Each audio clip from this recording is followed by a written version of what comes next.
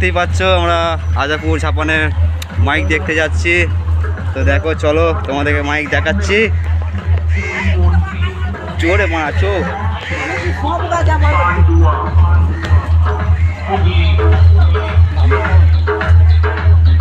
তো দেখতেই পাচ্ছ চলে এসছি মাইকের কাছে।